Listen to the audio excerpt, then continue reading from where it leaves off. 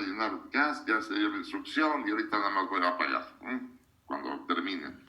Entonces, esta idea de hasta qué punto se pueden justificar nos ha trastocado mucho.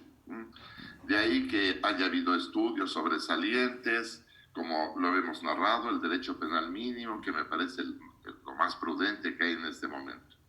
Pero cuando entramos al territorio del derecho privado, ahí hay muy pocos estudios al respecto, ¿verdad? Sin embargo, hemos visto cómo si el derecho es el deber ser que no es o que no es todavía, pues habría que explicar por qué razones son estas, ¿no? Por qué razones sucede ello.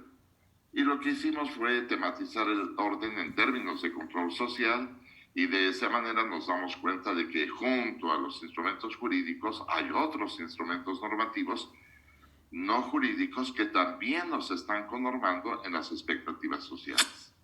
Y por las razones de intereses de grupo al que pertenecemos o sentimos pertenecernos, ¿no?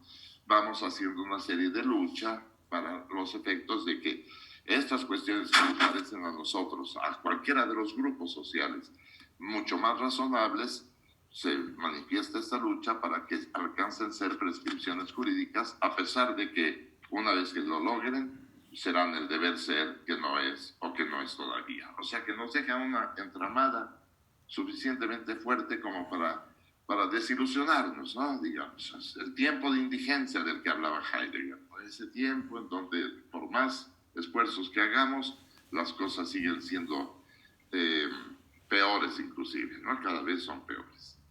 El ejemplo más fácil que he puesto ya con ustedes y que se puede desprender de la tesis novena de Filosofía de la Historia de Walter Benjamin, la referida al Angelus Novus, es que cada vez las cosas son peores, ¿no? No lo advertimos en ocasiones, pero es muy fácil afirmar que al principio del Sapiens matábamos cuerpo a cuerpo porque no teníamos tecnología adecuada. Una vez que la fuimos teniendo, matábamos a distancia y cada vez se hace mucho más exponencial. Y como bien sabemos, hoy mandamos un dron a causa destrozo y medio y el ejército que lo manda ni siquiera sufrió una sola baja, ¿verdad? O sea, cada vez es peor todo ello. ¿Qué debemos de hacer? Esa es la pregunta que está presente en este ámbito de filosofía jurídica, ¿no? Pero entonces tendríamos que llegar a un discurso universal que pudiese, en consecuencia, aminorar todos estos estragos o estos daños sociales. Y todo indica que ese discurso que fue solo un pretexto para que en la parte de Occidente la burguesía ascendiese a la estratificación social, pues ese discurso en sus argumentaciones parece lo suficientemente razonable. Consecuente con ello, este discurso de los derechos humanos parece erigirse como el único deber ser por el cual habría que lucharse. En este sentido, la historia de los derechos humanos nos da una buena prueba de que desde una perspectiva que los enumera como derechos en generaciones o ediciones, ¿no? Según nuestra línea evolutiva cultural que vamos alcanzando, pues para minorar estos daños, justamente estos daños sociales. Bien sabemos que la primera edición es la edición de los derechos individuales. Al respecto ya hablamos sobre esto un poco, ¿no? Y se refiere a estos derechos que son, como lo afirmamos en sesiones pasadas, que tienen una regla muy estricta, una regla estricta que no puede ser violentada, porque si se violenta todo el discurso completo de los derechos humanos, cae por sí mismo. Y la regla es que son derechos irrenunciables, o sea que bien podrían llamarse obligaciones fundamentales, ¿no? Y en el tema mío se hace más que evidente, ¿no? Nosotros tenemos derecho a la defensa y si renunciamos a ese derecho, nos van a nombrar un defensor por fuerza, o sea, no podemos dejarnos exentos de la defensa cuando tenemos una acusación frente a nosotros, ¿verdad? Entonces es una obligación el defendernos. Hable sobre la esclavitud y la libertad, también en el mismo sentido. Por más que alguien quiera ser esclavo, no se le permitiría ser esclavo, teniendo conciencia de que toda la esclavitud continúa hasta sea, lo sabemos perfectamente bien. Y si quieren, también el sentido que Federico Nietzsche lo mencionaba en diversos de sus textos, yo lo aprendí a partir de la Gaia Ciencia, eso, cuando afirma esta sociedad actual a más de un siglo de distancia, lo estaba diciendo, lo escribió, necesita de muchos esclavos. Y nosotros lo apreciamos vivamente, ¿no? Todos los días que salimos a la calle, decíamos que nuestra calle esté limpia, ¿no? Entonces hay personas que van a limpiar las aceras de las casas. Queremos que recojan nuestra basura, ¿no? Como todos los días pasa un camión y se la lleva al sur. Pero si supiéramos cuánto ganan estas personas realmente por hacer este trabajo, queremos que la ciudad tenga jardines públicos con el césped muy bien cortado y demás, pero también gana muy poco, o sea que está encubierta una forma de esclavitud realmente en una fórmula de trabajo, o sea, de derecho laboral que paga una miseria para la propia subsistencia. O sea, si supiéramos en realidad la forma en que viven todas estas personas, bueno, entonces podríamos calificarlas como esclavos en un sentido informal, no en un sentido formal. Eso nos deja ahí trastocados, ¿verdad?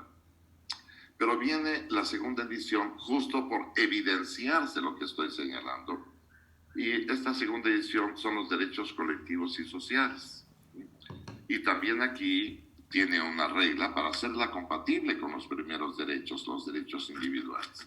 Y la regla compatible es que estos derechos son estrictos derechos, es decir, uno puede renunciar a estos derechos.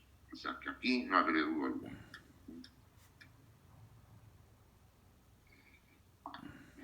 Y se refieren a tres, como también lo habíamos narrado previamente, que son el derecho a la salud, derecho a la educación y a la cultura y el derecho a un trabajo justamente retribuido. Si nosotros lo apreciamos bien en estos dos casos que estamos señalando, el derecho es una formulación de poder, ¿no? Es una prescripción que nos está dando un poder. Un poder, claro, para contrarrestar otros poderes. Entonces los derechos individuales le dan poder a un sujeto, a un solo individuo, en contra de las decisiones de las mayorías, que es una cuestión que todavía sigue pues, difícilmente de conjurar, ¿no? Mucho, muy difícilmente.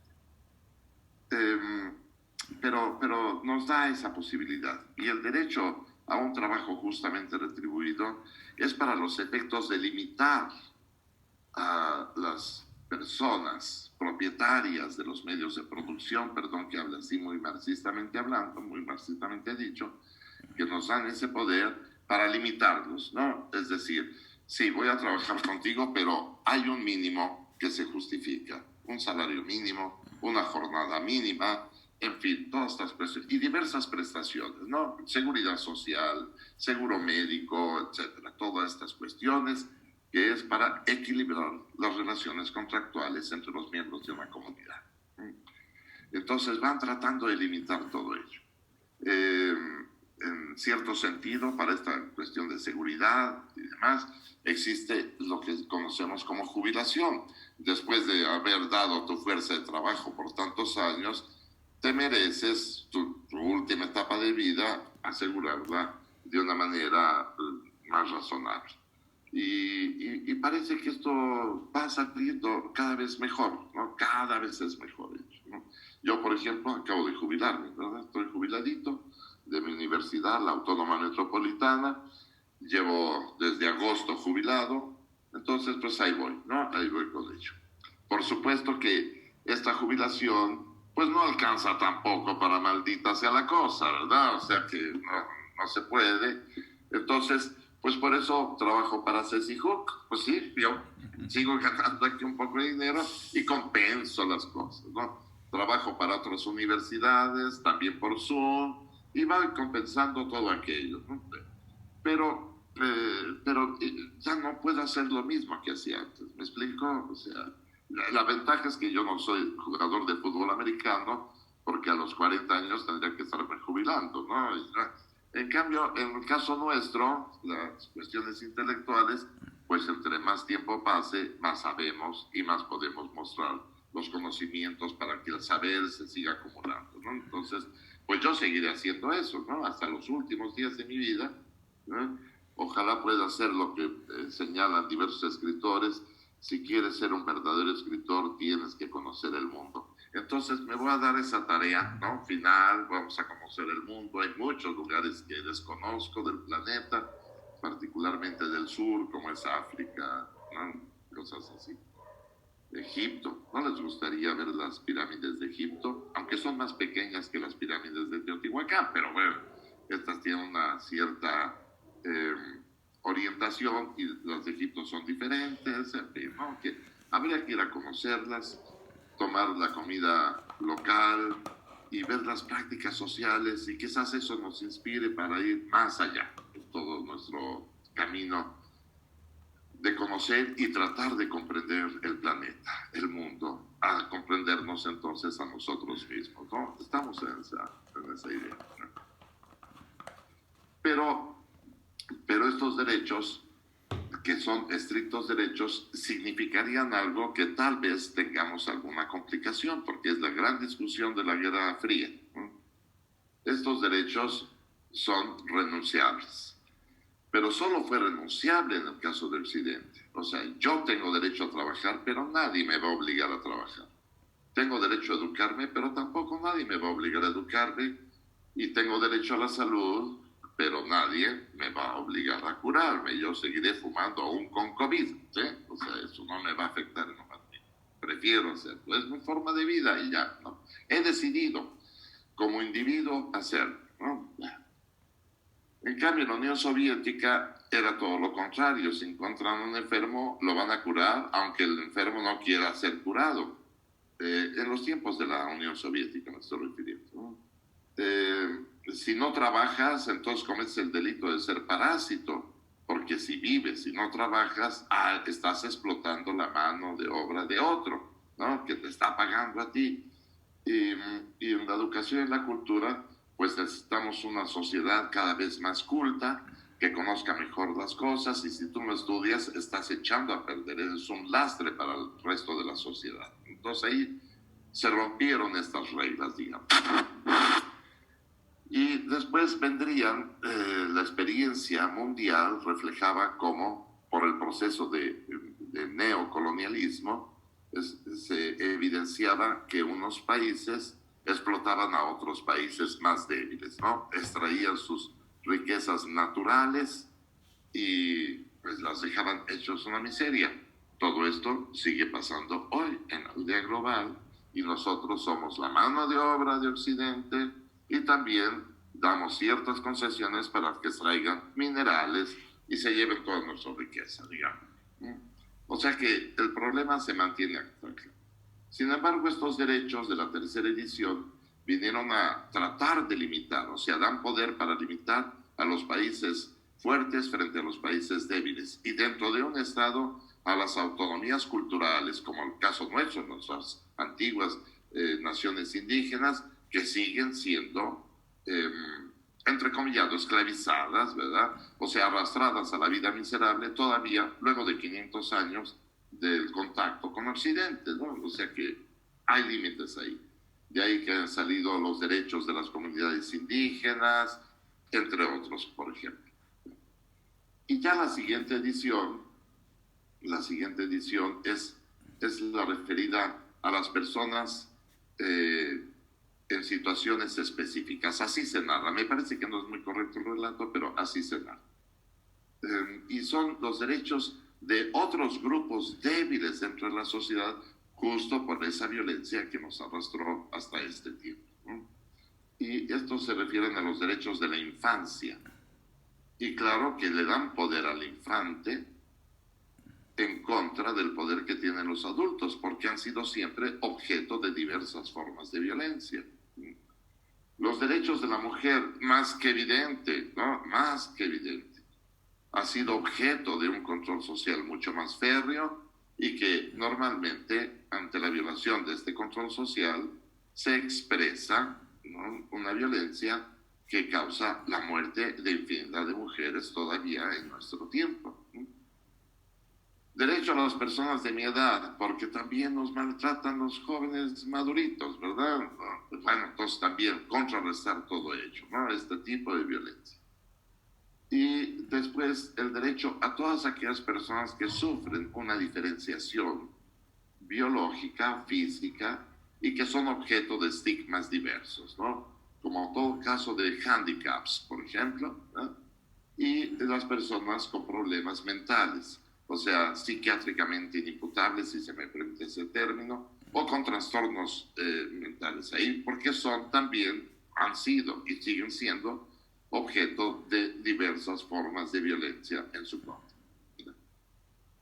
Entonces, todo esto parece que sería lo más razonable continuar con este discurso de los derechos humanos para que entonces podamos encontrar prescripciones que se justifiquen suficientemente, aunque como ya he narrado en sesiones pasadas, lo retomamos ahora, es indispensable que esto, que la lógica es construir principios suficientes, pero no necesarios, se continúe. Es decir, si en este momento tenemos 100 principios para un orden que consideramos sería lo más razonable, nuestra tarea sería construir el principio 101, 102, 103, para que las prácticas sociales se rijan por principios cada vez más razonables para justificar las acciones humanas, nuestras propias acciones. Entonces, esto es lo que vamos a tratar de combinar, ¿sí?